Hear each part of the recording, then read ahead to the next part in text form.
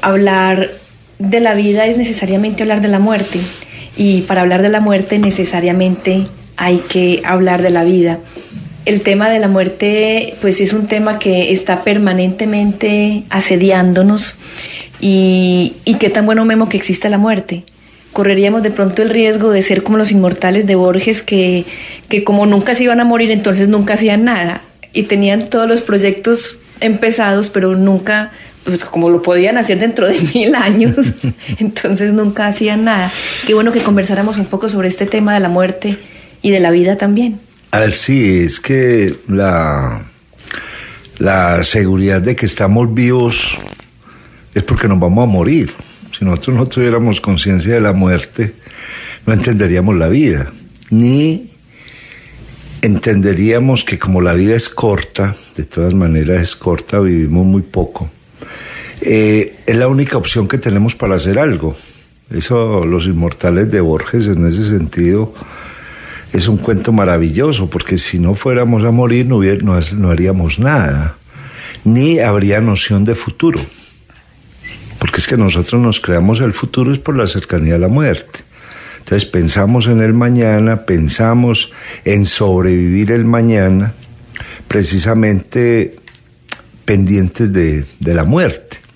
Y así como nadie escoge el momento de nacer ni de morir, de hecho, como dice André Comte Sponville, citando al maestro Alain, nacer es entrar en un estado de entender la vida, o sea, la vida por lo que viene, porque la vida sabía la vida. Claro. Y la vida es un compuesto de lo bueno o de lo placentero y lo displacentero, del placer y el displacer, de poder entender que para ser feliz hay que conocer la tristeza, porque si yo desconozco la tristeza no sabría que soy feliz. Entonces la vida siempre está planteada por opuestos. Y como decía Montaigne en alguno de sus ensayos, no hay mal que dure mucho tiempo, a menos de que la culpa sea de uno. Eso es muy bello, ¿cierto? O sea, las cosas duran lo que tienen que durar, a menos de que yo persista en que algo dure más. Y esa es una opción que me da la vida. Yo puedo persistir en que lo que me da felicidad dure más, o en lo que me da tristeza dure más. Entonces viene como el hecho de hacer de la vida un espacio habitable. Hoy en día se habla mucho del hábitat, se habla mucho del hombre en vecindad con, y del ser humano en capacidad de ser junto con, que es una opción, porque la vida, el hecho de yo estar en la vida es que soy vecino de algo, soy vecino del otro, soy vecino de la naturaleza, soy vecino del pensamiento, soy vecino de la historia, de un montón de cosas. Y está en mí si entro o no entro, porque es que el hecho de estar en vecindario me está implicando que algo me invita a. Entonces viene el entender la vida como ese espacio necesario donde si me siento vivo y en vecindad con, es porque puedo entrar en. Me explico. Si supongamos nace una persona, nace un niño, y ese niño está en un ambiente donde hay sol, donde hay noche, donde hay agua, donde hay tierra, pues ya está en vecindad con un montón de cosas. Ahora, él quiere tomar el ejemplo del sol. El sol lo que hace es iluminar lo que está oscuro, ¿cierto? Y la oscuridad se va con la llegada del sol. Y hay una metáfora muy linda para eso, que el sol entra en una habitación y saca las tinieblas sin tenerlas que agredir. Qué lindo. Es muy bello, ¿cierto? Simplemente el sol va entrando y las tinieblas se van yendo, pero el sol no le pega a las tinieblas, ni las tinieblas, es más, las tinieblas tampoco se resisten. Y esa es una metáfora muy bella, como también hay una historia muy linda de un hombre que pide un rey, que llama a sus sabios y les dice: necesito una frase que me sirva en el peor momento. Y reunió las frases, una sola frase. Tenemos que escribir una frase. Los sabios se reunieron y le entregaron, y el bufón le entregó un papelito al hombre. Dijo: solamente lo lee en caso de necesidad, de extrema necesidad o de extrema felicidad. Entonces hubo una guerra, el rey salió huyendo, venían detrás de él, se metió en un bosque y dijo: no, ya me mataron, me picaron, y sacó el papelito. Y el papelito decía: esto pasará. Con el tiempo el rey se recupera, vuelve, recupera el reino, etc. Tiene un matrimonio feliz y dice: yo estoy muy bien, voy a sacar otra vez el papelito. Y sacó otro papelito y decía: esto también pasará. Eso quiere decir de que las cosas que todo pasa.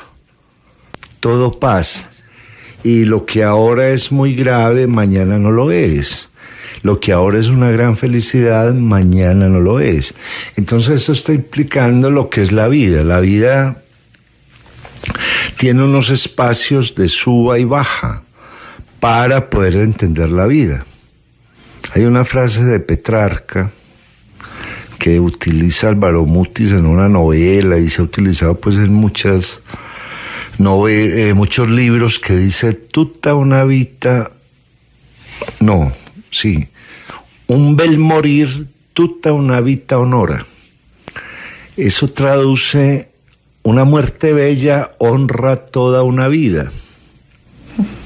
Honra toda una vida. Y es muy interesante porque el morir bien, el morir que nunca sabemos cuándo será y que ojalá nunca lo sepamos y que no sea doloroso, pues es cierto, todos buscamos morir, ojalá sin dolor y sin darnos cuenta. ¿Pero qué es morir bien? Morir bien es morir habiendo vivido la vida. Por eso la frase es tan bella: un bel morir, una muerte bella, honra toda una vida. Porque eso implica que asistí a la vida, que estuve en la vida, que la vida me dio, que la vida me quitó, que con la vida intercambié, que la vida me dio la oportunidad de ser libre. Porque es que aquí viene una cosa muy interesante. Hay mucha gente que ansía la muerte porque es que ha perdido la libertad. Es una cuestión de perder la libertad. La libertad consiste en que si estoy en la vida, pues trataré de hacer esa vida lo mejor posible. Montaigne, los ensayos de Montaigne sobre la vida y la muerte son muy bellos. Decía: es indiscutible que con necesidad se vive duro, pero ¿quién dice que para vivir bien se necesita la necesidad? ¿Cierto? Que eso es una cosa muy interesante. En un mundo de consumo como el que nosotros vivimos, ¿qué es lo que nos dice si somos ricos o pobres? Estamos pendientes de un montón de cosas que nos dice: este es muy rico porque tiene muchas cosas y este es muy pobre porque tiene muy poquitas cosas. Eso es falso, es completamente falso. Diógenes el cínico, que además se murió de una manera muy simpática, Diógenes el cínico dijo: me voy a morir, y dejó de respirar hasta que se murió. Yo no respiro más. Eso dice pues la leyenda de la muerte de Diógenes. Dejó de respirar y se murió. Entonces pues, Diógenes tenía una cosa muy bella, y era que iba por el mercado, por el ágora griega, mirando todo lo que no necesitaba. Esto no lo necesito, aquello tampoco lo necesito. Muchas veces yo he hecho ese ensayo con los alumnos: vamos para un centro comercial a ver todo lo que no necesitamos, ¿cierto? Esto no me sirve para nada, esto no lo necesito, yo tengo algo que suplanta esto, etcétera, etcétera. Entonces muchas veces lo que nosotros llamamos necesidad es algo que está sujeto al deseo, pero que nunca o nos dará muy poca satisfacción. Otros miran tranquilos lo que hay y dicen, todo esto que hay no necesito y no este pedacito. Y con ese pedacito me basto. Entonces el mismo Diógenes acuñó una frase que después pasa por muchas bocas, que dice, rico es el que está contento con lo que tiene. O sea, rico es el que sabe valorar lo que tiene. El más rico es el que sabe valorar la vida, porque encuentra posibilidades en la vida. El hecho de que yo, como decía Rabindranath Tagore, entienda la salida del sol, entienda la luna, entienda la noche, entienda a las personas, entienda mi territorio, eso me hace inmensamente rico, porque el exceso de objetos se me convertirá el día de mañana en un estorbo, en un gran estorbo. Los hombres del desierto tienen muy pocas cosas, tienen solamente lo necesario para poderse mover, porque es que ellos se mueven. Si nosotros vemos la sociedad occidental, está tan llena de cosas que ya no se puede mover, ya le queda imposible moverse, entonces la vida ahí se vuelve trágica, completamente trágica. Y yo, ¿cómo me llevo todo esto? ¿Cierto? Los hombres del desierto y mucha gente se aprendían los libros de memoria para llevárselos en la cabeza. O sea, de esa manera no sufrían que ¿qué hacemos con esta enciclopedia? Nada, yo ya me las sé de memoria, vámonos, yo te la cuento en el camino, ¿cierto? Y era pues todo ese ejercicio de apoderarse de la vida. Entonces, frente a la muerte, nos planteamos, como decíamos al principio, bueno, y ya si la muerte está cerca, puede estar en cualquier lugar. ¿Qué voy a hacer con el espacio de vida que tengo? Trataré de hacer una vida lo mejor posible, la vida más habitable posible, para que si la muerte me llega, haya valido la pena haber vivido. ¿Por qué para algunas personas es tan difícil y frustrante vivir? A ver, eso se debe, el psicoanálisis, pues lo ha trabajado mucho la psicología, el ensayo, la filosofía. Epicuro decía una cosa muy interesante: si estoy vivo, la muerte no está. Si llega la muerte, yo no estoy. Eso tiene un sentido, pero tremendo. La vida es dura, y creo que la frase es del mismo Epicuro, o de Diógenes, no me acuerdo bien. La vida es dura porque usted la hace dura. O sea, la vida no me ataca a mí desde afuera, la vida me ataca a mí desde adentro. Y ahí hay una cosa que es muy importante. En el cerebro y el yo, el libro de Ginás, él sostiene que la neurona es un medio de transmisión del interior del ser humano hacia afuera. O sea, de mí sale una información hacia afuera y de acuerdo a la información que desde mí salga, el afuera se vuelve así. Entonces, por ejemplo, una persona triste ve un mundo triste. Claro. Una persona alegre ve un mundo alegre. Por eso los niños son maravillosos cuando logran transformar el mundo desde su interior, ¿cierto? El niño tiene mentalidad mágica, un niño es capaz de convertir una piedrita en un carro fabuloso, ¿cierto? Es capaz de construir una ciudad con fósforos, es capaz de coger una caja y soñarse que va en un cohete. Y eso que está haciendo el niño es real, es completamente real, porque él va en un cohete, es que eso salió de afuera, de adentro, perdón. Y uno de los daños grandes enormes que hacemos nosotros con los niños y con los jóvenes, es hacerles creer que el mundo viene de afuera. El mundo no es ni bueno ni malo. La vida no es ni buena ni mala. Simplemente el que la hace buena o mala soy yo. El que le da valor a la vida soy yo. La vida no está ahí. Por eso yo puedo pasar, como decía ahora, por un centro comercial y veo todo lo que no necesito. Por lo tanto, me siento supremamente bien. Hay otro que pasa y ve todo lo que necesita y se siente tremendamente mal. Es una cuestión de darle salida a lo que soy yo, ¿cierto? Cuando se habla de que la vida es dura, es porque usted es duro, es completamente duro. Si la vida es una amargura, es porque usted está amargado. Si la vida es linda, es porque usted está lindo. O sea, entonces empieza un proceso muy interesante de por qué hay gente que en unas condiciones, digamos, de subdesarrollo muy altas logran vivir muy bien. Me acuerdo una vez que estaba en la ciénaga de Pijiños, que es una ciénaga que queda abajo de la ciudad de Mompox, y llegamos a Pijiños. Pijiños es un pequeño poblado con muy poquitos habitantes y en unas condiciones de vida muy parecidas a las del siglo XIX o XVIII, muy atrasados, y la gente vive mucho. Entonces encontrar gente de 90 años, de 95 años, ¿cómo hace esa gente para vivir ahí?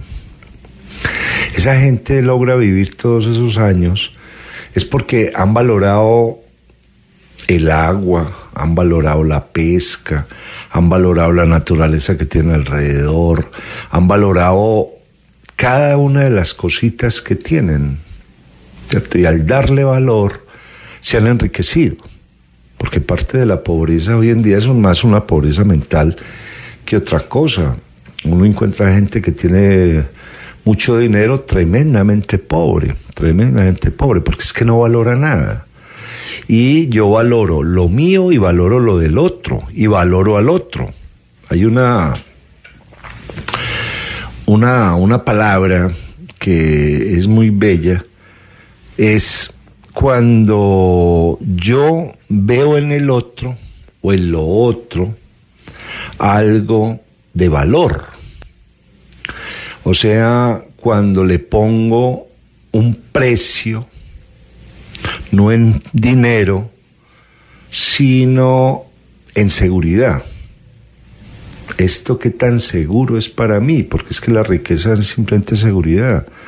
Un hombre que maneje el páramo, camine por el páramo, entienda los animales del páramo, es tremendamente rico, porque todo eso es seguro para él. Si yo llego al páramo, me siento tremendamente mal porque todo es inseguro para mí. Yo no sé esas plantas si se comen o no, no sé si ese animal que se acerca es peligroso o no, no sé qué hacer con este viento, dónde esconderme. Entonces ahí viene un juego con la vida muy, muy importante. Y es cuando uno empieza a reconocer primero cuáles son mis seguridades. Por ejemplo, se da el caso, en el psicoanálisis se trabaja mucho, o no se trabaja mucho, sino que se hacen preguntas sobre el suicidio. Y se llega a unas condiciones muy, muy crueles, y a unas conclusiones muy duras, porque el suicida, antes de suicidarse, lo que ha querido es destruir el mundo para que el mundo no lo ataque. Como no ha podido destruir el mundo, entonces se destruye a sí mismo para que el mundo no lo ataque. Es una cosa muy tremenda. O sea, es un proceso de autodestrucción, porque el mundo está ahí. O sea, yo el mundo no lo puedo ver como un enemigo, el mundo lo tengo que ver es como una oportunidad. El hecho de que yo me levante y logre ver que hay sol, ya eso es una oportunidad, porque puedo ver un montón de cosas. El hecho de que yo entienda que hay otro que me puede querer, eso es una oportunidad. El hecho de entender de que si trabajo con otro o hacemos cosas en común, eso es una oportunidad. El hecho de que no evitemos hasta donde sea posible el dolor, eso es una oportunidad. Entonces, el que quiere destruir el mundo es porque se niegan las oportunidades que hay en el mundo. La primera oportunidad que presenta la vida es una oportunidad muy simple, estar juntos. Esa es la primera oportunidad. Eso es lo que ha hecho que las sociedades se configuren, que hayan constituciones, que se construya la moral. En este momento la gente se siente muy sola, tremendamente sola, y es porque se salió de la sociedad, se salió de la moral y obviamente quedó sin la posibilidad de ser juntos. Está a la deriva. Está a la deriva y con los ojos tapados. Y sí, porque ni siquiera es capaz de saber si se acerca o se aleja de la costa. Entonces, en esto de la muerte será honrosa para una persona cuando le ha encontrado posibilidades a la vida, pero no posibilidades de almacenamiento, porque es que la vida no consiste en almacenar, sino posibilidades de conocimiento. Y por ejemplo, Memo, ya que usted menciona lo del conocimiento, cuando una persona quiere, por ejemplo, un muchacho quiere ingresar a la universidad, no puede, y eso le genera una gran frustración, y entonces ve la vida como una gran frustración. Sí, a menos de que entienda que hay bibliotecas, y a menos de que entienda que hay algo que hemos mencionado en algunos de estos programas, que hay orden, aseo y disciplina. Mucha gente se ha podido hacer leyendo, estudiando, discutiendo con otros. Entonces, si yo tengo muy claro que puedo estudiar porque ahí están las bibliotecas, porque ahí están los libros, si tengo muy claro que otro está en mi misma situación, entonces podemos estudiar juntos para entrar a discutir lo que yo haga. Así empezaron las universidades. es que sí, nosotros estamos presos, es que ahí es donde está el problema. El mundo para el que nace siempre está por hacer. Siempre está por hacer. Y él en el mundo entonces encuentro un montón de cosas. Si no tengo acceso a esa cosa, me toca construirla, me toca hacerla. Y a partir de esa decisión de hacerla, de esa disciplina en la que yo mismo me pongo, me voy a dedicar tantas horas al día a eso, de ese orden que yo me imponga, y del aseo que maneje, o sea, del espacio limpio de soberbia, de angustia, de miedo. Yo logro muchas cosas. Cuando uno ve los grandes genios de la humanidad, muy poquitos pasan por la academia. Es una cosa muy rara. Porque muchos no pudieron, porque otros vivían muy lejos. Y estas personas logran una enorme construcción. Otros pasan por la academia y mejoran lo que aprendieron. Porque el conocimiento no son 4 años, ni 5 años, ni 10 años. El conocimiento es un hecho permanente. Ni mucho menos un cartón. En buena medida, ¿cierto? A mí no me avala sino la capacidad que tengo de resolver problemas complejos. Eso es lo que dice si lo que yo sé sirve o no sirve. Una hoja de vida está demostrando, ha servido para lo último que yo hago. Sí, claro, si usted tiene una super hoja de vida y lo último que está haciendo es irse a sentar a un parque, para eso le sirvió, ¿cierto? Por eso, esas hojas de vida tan grandes que hay por ahí, una vez mira a esa persona Y dice, y hizo tantas cosas para llegar a tan poquito. ¿No? Entonces ahí hay una cosa que es muy interesante. Y es el conocimiento se vuelve conocimiento no porque yo me lo tenga que aprender, sino porque me va clarificando la vida. Me va dando más oportunidades en la vida. Entonces muchas personas logran ampliarse la vida. Hay que tener en cuenta que la vida es un compuesto del lenguaje. A más palabras, más mundo. A menos palabras, menos mundo. Pero a más palabras aprendidas. Y aprehendidas, o sea, que las he vuelto razón de la vida. Entonces hay gente completamente libre porque ha desarrollado la libertad. Y ha entendido la libertad por un montón de cosas, y yo soy libre de pararme frente a una flor y estudiarla, y ver cómo está hecha, porque esos colores, aparece un dato que no sé, voy y lo busco en un libro, y a lo último termino construyendo algo que se parece a la flor. Eso ha sido, por ejemplo, los grandes inventos humanos. Nosotros no hemos hecho otra cosa que copiar la naturaleza, ver la naturaleza.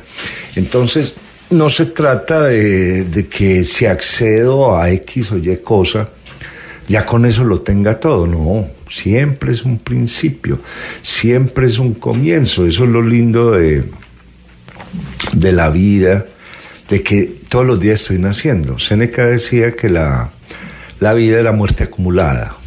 O sea, nosotros llegamos muertos a la muerte, porque lo único que tenemos es pasado, lo único que tenemos es biografía. En la famosa paradoja de Russell, para demostrar que el tiempo no existe, pues el pasado no existe porque ya se fue, el futuro no existe porque no ha llegado, solamente queda el presente y no dura nada. Entonces, a partir de esa paradoja de Russell, lo único que tenemos es biografía, y esa biografía está diciendo que tanto he aprovechado la vida. Aprovechado en el sentido real de aprovechar la vida, o sea, qué tanto he sabido vivir. Porque yo no aprovecho la vida teniendo más miedo, no, para nada, no he hecho absolutamente nada, no aprovecho la vida si no construyo nada. Los seres humanos tenemos una herramienta maravillosa que es la mano, que nos permite hacer realidad lo que se nos ocurre en el cerebro, y a través de la mano construimos cualquier cantidad de cosas, y hemos sido grandes manejadores del fuego, y el fuego lo ha podido transformar prácticamente todo. Entonces, si recurrimos a un hombre primitivo, a uno de los primeros hombres, estos hombres no tenían mucho conocimiento, no tenían el conocimiento que hoy en día tenemos nosotros, pero tenían una cosa muy importante, y era que no querían morirse. ¿Cierto? Tenían ganas de no morirse. A partir de ahí se tuvieron que ingeniar para hacer de la vida un lugar habitable. ¿Cierto? Si no me voy a morir, entonces ¿cómo hago? Tengo que sembrar y tengo que cuidar el agua, porque no se nos va a acabar el agua y si no hay agua nos morimos, y tengo que usar el fuego como es debido, y tengo que entrar en paz con los de la otra tribu. Eso es muy lindo porque al no querer morir, la vida tiene un enorme sentido, que ahora es muy distinto al que no se quiere morir porque está asustado, ¿cierto? Yo no me quiero morir porque estoy contento vivo. Claro. Y como estoy contento vivo, tengo que resolver un montón de problemas para que esa, digamos, en términos de Spinoza, para que esa alegría de vivir no se me vuelva una tristeza. No, porque es que hoy en día esa pregunta tuya de la vida era dura o no, todo depende de los deseos que yo tenga, ¿cierto? Un suicida es alguien que tiene unos deseos muy grandes que ya se salen de la realidad, y al no poderlos satisfacer, entonces se destruye el mismo. Está esperando lo que no va a suceder. ¿cierto? Si el deseo es necesario, en tanto que el deseo se pueda construir. La esperanza es necesaria en tanto que la esperanza se pueda construir. Pero si yo me estoy ya exagerando el deseo, exagerando la esperanza, la vida se vuelve terrible. Se vuelve terrible. Porque la vida da de a pedacitos. La vida no lo da todo. Además, ¿qué sería si me lo dieran todo? No, pues qué atropellamiento. Cierto, por ejemplo, qué gusto tendría el conocimiento si aprendiera todo en una tarde. No hago nada, pues no sé. Cierto, hay mucha gente que es capaz de aprender muchas cosas en un momento, pero no les sacó gusto a nada. Y lo que es más importante, no descubrió nada nuevo. ¿Cierto? No descubrió nada nuevo. Por eso de lo poquito que sirve aprender a las carreras son los idiomas, siempre y cuando no nos interese en filosofía y en literatura, porque aprender un idioma lo aprende uno porque ya está hecho hasta ahora. Ahora, ya en términos de filosofía, un idioma hay que aprenderlo muy lento para saber cómo estructuran, cómo piensan, cómo se está usando el verbo, etcétera, etcétera. Y ahí viene el gusto del aprender. Es que el aprender siempre ha sido lento y la vida da de a pedacitos. Si a mí la vida me la entregara todo de una vez, pues me moriría. Memo, porque nos da tanto miedo morirnos, porque hay culturas donde la muerte no es vista tan horrible como la vemos nosotros. Yo creo, por lo que he podido ver, el miedo a morir es estar rodeado de cosas que nunca entendimos. Y lo que más angustia es dejar un montón de cosas que no sabíamos para caer bien. Claro, entonces se angustia el que dejó pendientes muchas cosas.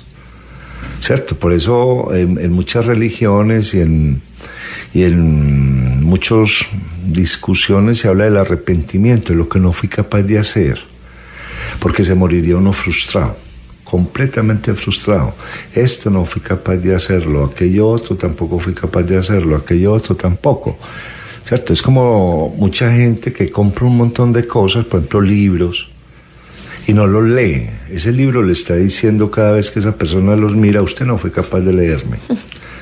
¿Cierto? Y lo mismo pasa con las cosas. Entonces mucha gente se angustia con la muerte, es simplemente porque no supo no fue capaz con la vida. Porque no fue capaz con la vida. Y la vida le está a uno enseñando permanentemente que que cada espacio es un espacio seguro.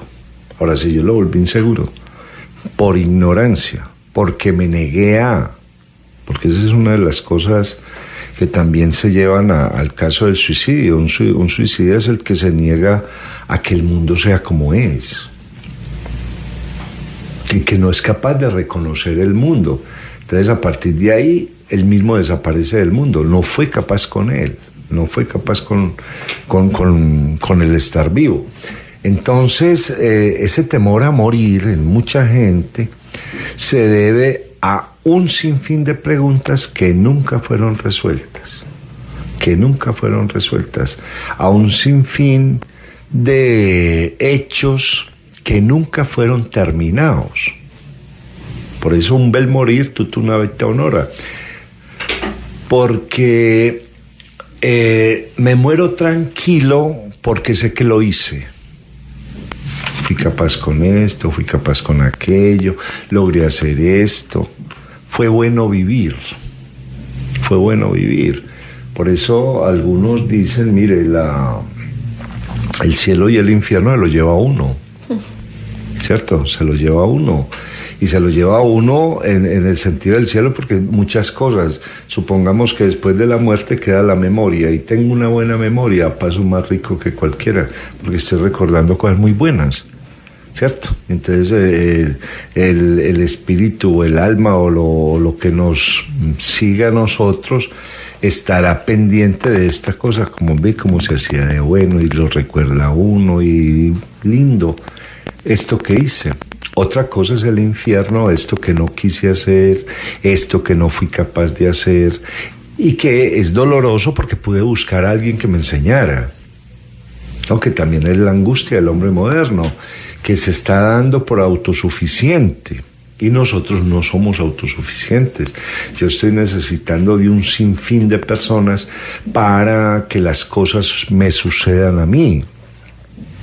Cuando yo empiezo a reconocer lo del otro, cuando comienzo a darme cuenta de que lo que yo no sé otro lo sabe y me lo puede explicar, cuando me doy cuenta de que el espacio del otro es el espacio de él, y a partir de ese espacio de él me respeto mi espacio, que es a partir de ese momento no me daría miedo morirme. Por lo común el miedo a la muerte sobreviene es por frustración. ¿Cierto? Me dieron la oportunidad de la vida y no fui capaz, y ya en el último momento, ya para qué me arrepiento. Pues me arrepiento para entrar en el infierno, para llevarme el infierno conmigo, porque tuve todas las oportunidades y no las quise tomar, porque me dejé engañar creyendo que lo que había que conseguir era cosas y no conocimiento. El que se muere se lleva una valija, y ahí está lo que fue capaz de hacer o lo que no fue capaz de hacer. Entonces, por eso un bel morir tutte una vita honor. Hay gente que se muere en paz. Lo que hice estuvo bien, y lo que hice me indicó que vivir era bueno. Ahora descanso, ya. Todos son buenos los momentos, todos los momentos son buenos para encontrarle ese saborcito a la vida. Porque es que muchas veces la gente llega a un momento de frustración y cree que ahí termina todo. Y termina la vida a los 10, a los 20, a los 30, a los 40, a los 50, cuando todavía le falta mucho trecho por recorrer. Claro, es que hay mucha gente que le hace duelo a la vida. Sí. Porque el duelo aparece cuando el narcisismo desaparece.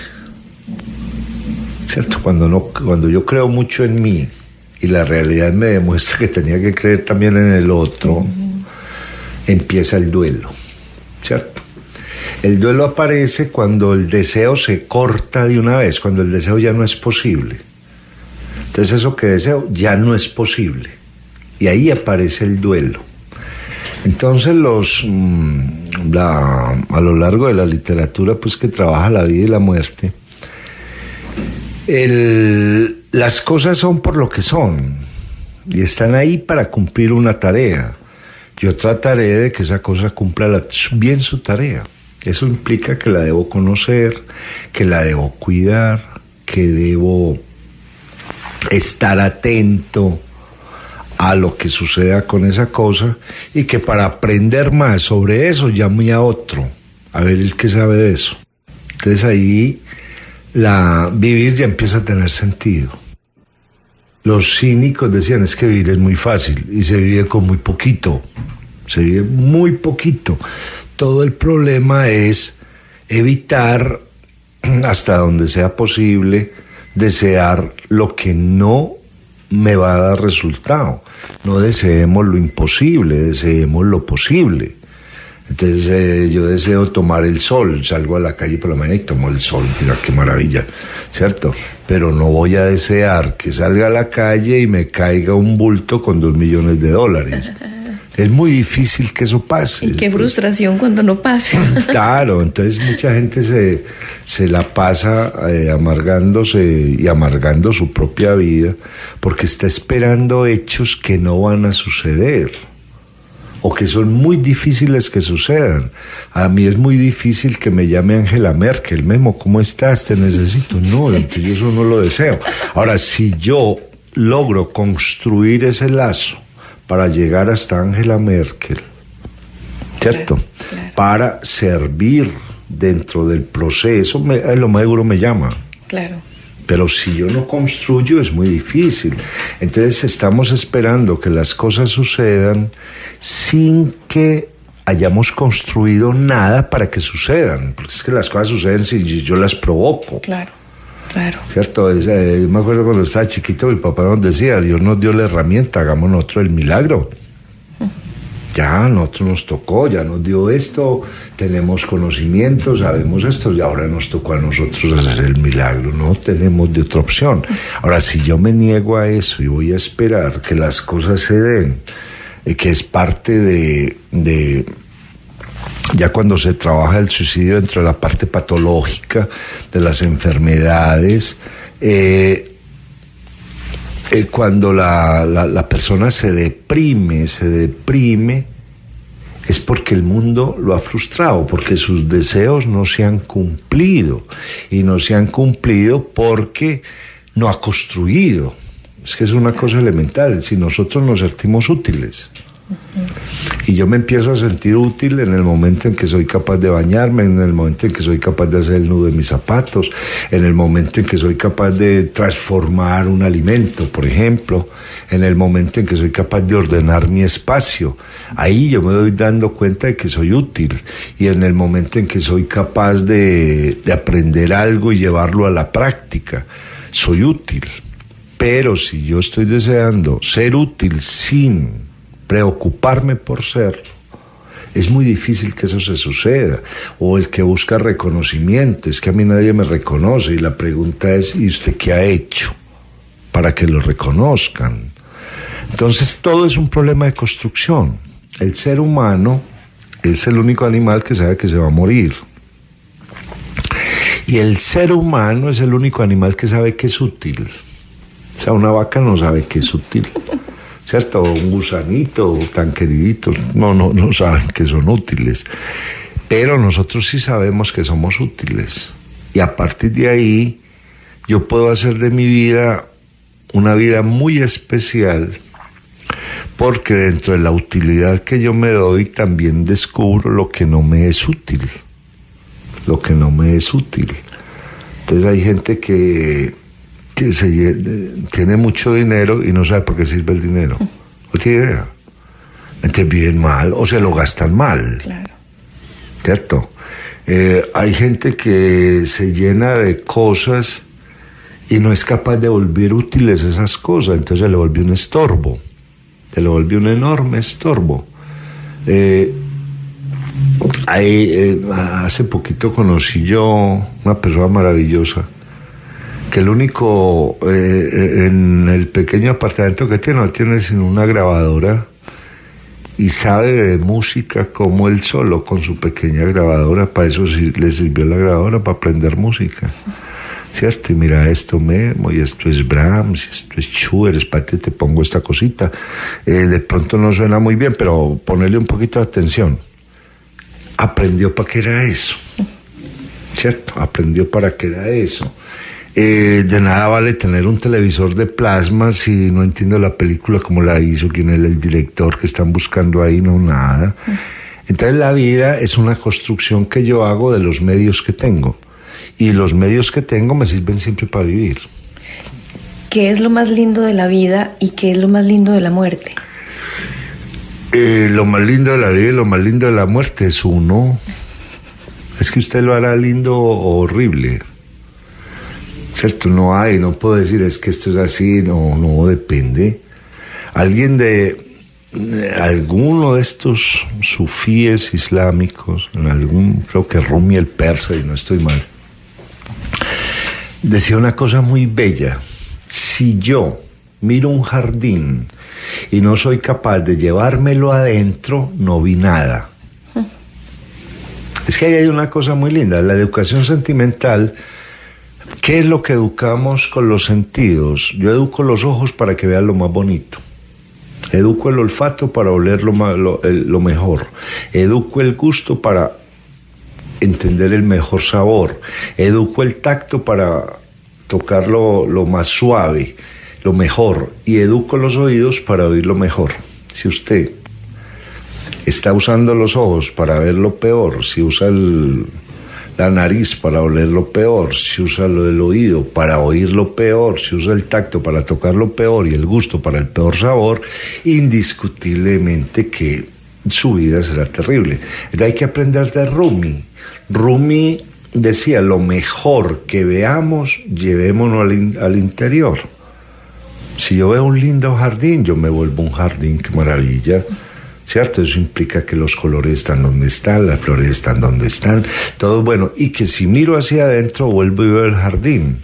Qué lindo. ¿Cierto? Que además era una definición que alguna vez le dio la señora del servicio a Churchill, cuando creo que Churchill llevó un cuadro y la señora se quedó mirando y dijo, ¿qué es esta cosa tan bella? Y Churchill, burlándose de la señora del servicio, le dijo, ¿para usted qué es la belleza?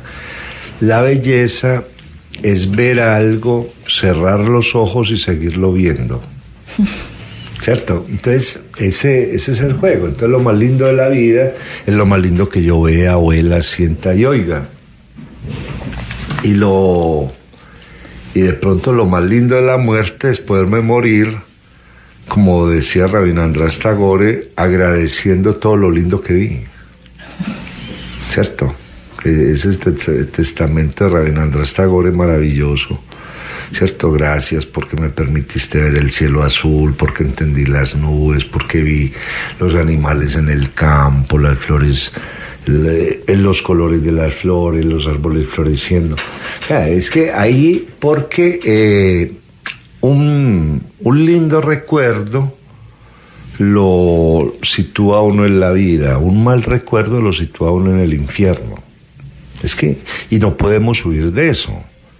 Entonces, a lo largo de 4.000 años de historia escrita, el hombre ha podido comprobar que si maneja mejores recuerdos que peores recuerdos, su vida es bella. En los campos de concentración, para sobrevivir, los que sobrevivieron pensaban en el amor que les había pasado en la vida. Y ojo, no vamos a pensar nada malo, lo mejor que nos pasó en la vida. De esa manera nos negamos a desaparecer, nos negamos a morir. Entonces, es una cuestión de educación sentimental. Entonces, lo más lindo de la vida es lo más lindo que yo tenga, ¿cierto? Y lo más lindo de la muerte es lo más lindo que yo me pueda llevar, ¿cierto? Entonces volvemos al juego de la maleta. ¿Usted qué lleva en la maleta cuando se muere? Si en la maleta usted no lleva sino monstruos, con los monstruos se van. Y hay una cosa que es dramática, es que la memoria, y yo no sé si los que sufren del mal de Alzheimer también les pasa eso, a lo mejor sí. La memoria es como la sombra, eso va con uno. Por más que la quiera dejar botada, no puedo. Entonces, al no poderla dejar botada, me llevaré la mejor memoria. Y en la vida viajaré con la mejor memoria. Si yo llevo mi memoria en buen estado, la llevo linda, con recuerdos lindos, con hechos lindos, con construcciones lindas, cualquier hecho que yo vea o asista a él, lo veré desde esa óptica. ¿Cierto? Es lo que decía Constantino Cavafis en ese poema La ciudad. Es que ya lo hemos repetido varias veces, pero vale la pena volverlo a repetir. Si yo destruyo mi ciudad, no importa qué otra ciudad llegue, esa ciudad ya también estará destruida. Eso es así de simple. ¿Cierto? El que dice es que aquí no se puede vivir, esto es horrible, no sé qué, me voy para otra parte así, también vive mal. Porque no lleva nada en la maleta. Lleva odios, resentimientos. El que va bien, ya también encuentra cosas buenas. Es lo que decía una señora inglesa una vez aquí en las ingenierías hace unos años. Que un muchacho le preguntaba, es que aquí no hay oportunidades. La señora se quedó mirando y le dijo, si usted es bueno aquí, es bueno allá. Si no es bueno aquí, no es bueno allá tampoco. Eso es tremendamente claro, porque la oportunidad no me la tienen que dar, la oportunidad yo me la doy. La oportunidad soy yo. Entonces yo ya veré qué hago con eso. Pues bueno, con esta idea de que la oportunidad soy yo, hemos llegado al final de este programa de La Otra Historia con el profesor Memo Ángel, José Guillermo Ángel, quien hoy ha hablado sobre el tema de la vida y la muerte.